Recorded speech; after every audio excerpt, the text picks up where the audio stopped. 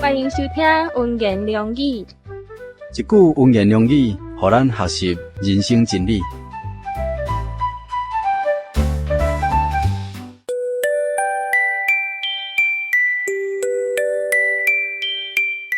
看啦，我徛伫门外面叩门，然后听见我声音就开门诶。我要入去，到伊遐去。我要甲伊，伊要甲我做伙坐席。新约圣经启示录第3章20节。亲爱朋友，你心中有较无啥物无？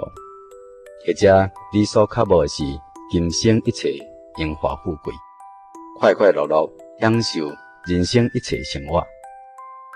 确实，这也是人生一种的渴望，享受伫劳碌中间所得到的物件。但是，亲爱朋友，你是不是也应该来较无一个心灵的平安，较无甲真神伫伊真理内面自由的相通？是不是想要知影神的爱是何等的长阔关心呢？来较无将来咱灵魂活命到底是要去倒位？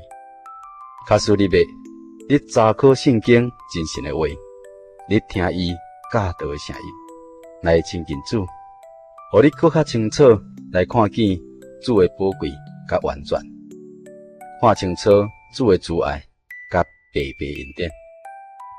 因为耶稣基督救恩是开启神丰盛活命所示，伫救恩甲恩典顶面，神无一点仔保留，拢赐予咱世间人，并且用一切亲近伊的人，显明伊一切的爱。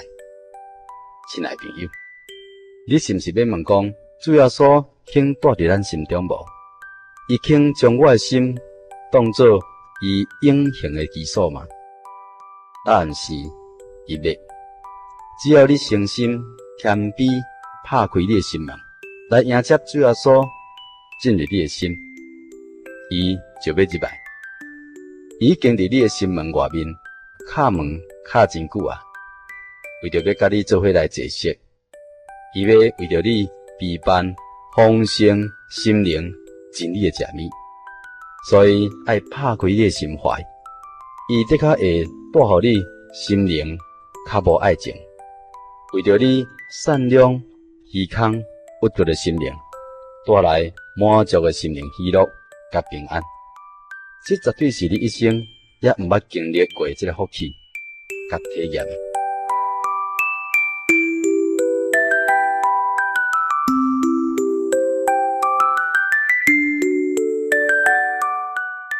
看啦，我徛伫门外面叩门，然后听见我声音就开门诶。